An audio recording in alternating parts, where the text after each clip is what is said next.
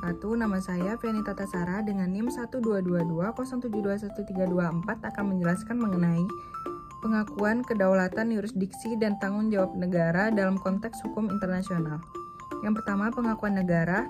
Definisi dari pengakuan negara ialah tindakan formal dari suatu negara atau entitas internasional yang mengakui keberadaan dan kedaulatan negara lain. Pengakuan ini dapat bersifat de facto, pengakuan atas fakta, atau de jure, pengakuan secara hukum. Klasifikasi pengakuan yang pertama, pengakuan de facto. Diberikan ketika suatu negara mengakui keberadaan negara lain tanpa mengakui sepenuhnya legitimasi pemerintahan tersebut. Yang kedua, pengakuan de jure. Diberikan ketika suatu negara mengakui secara resmi dan sah keberadaan negara lain serta legitimasi pemerintahannya.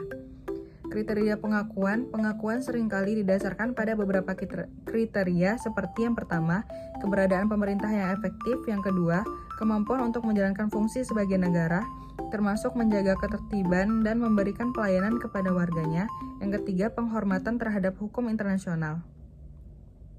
Yang kedua, kedaulatan negara.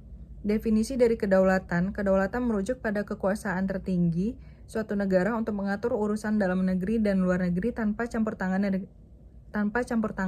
negara lain. Kedaulatan meliputi kontrol atas wilayah, penduduk, dan sumber daya.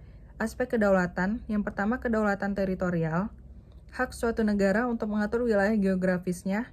Yang kedua, kedaulatan politik, kemampuan negara untuk membuat dan menerapkan hukum serta kebijakan.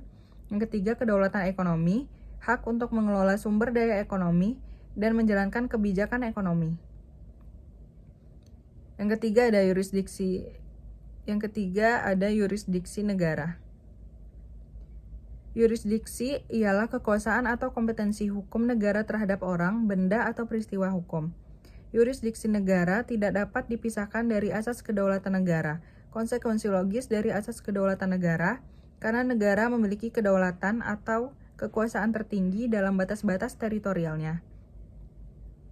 Dalam kaitannya dengan prinsip dasar kedaulatan negara, suatu negara yang berdaulat menjalankan yurisdiksi atau kewenangannya dalam wilayah negara itu. Berdasarkan kedaulatannya itu, maka dapat diturunkan hak, kekuasaan, atau kewenangan negara untuk mengatur masalah intern dan ekstern. Dengan kata lain, dari kedaulatannya itulah diturunkan atau lahir yurisdiksi negara. Dengan hak, kekuasaan, atau dengan yurisdiksi tersebut, suatu negara mengatur secara lebih rinci dan jelas masalah-masalah yang dihadapinya sehingga terwujud apa yang menjadi tujuan negara itu. Dengan demikian, dapat disimpulkan bahwa hanya negara berdaulat yang dapat memiliki yurisdiksi menurut hukum internasional. Pengertian yurisdiksi negara jauh lebih luas daripada pengertian kedaulatan negara karena tidak hanya terbatas pada apa yang dinamakan yurisdiksi teritorial sebagai konsekuensi adanya kedaulatan teritorial, akan tetapi juga mencakup yurisdiksi negara yang bukan yurisdiksi teritorial. Yurisdiksi negara dalam hukum internasional dapat lahir karena adanya tindakan yang pertama legislatif, yaitu kekuasaan untuk membuat atau menetapkan peraturan atau keputusan-keputusan. Yang kedua, eksekutif, yaitu kekuasaan untuk memaksakan agar orang, benda, atau peristiwa menaati peraturan hukum yang berlaku.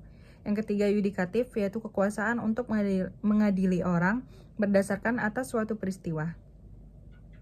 Hak istimewa ekstrateritorial, yakni suatu istilah yang dipakai untuk menggambarkan suatu keadaan di mana status seseorang atau benda yang secara fisik terdapat di dalam suatu wilayah negara, tetapi seluruhnya atau sebagian dikeluarkan dari yurisdiksi negara tersebut oleh ketentuan hukum internasional.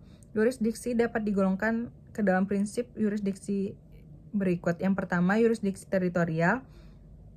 Yang kedua, ada yurisdiksi personal. Yang ketiga, ada yurisdiksi menurut prinsip perlindungan. Yang keempat, ada prinsip yurisdiksi universal. Yang keempat, yang terakhir, ada tanggung jawab negara.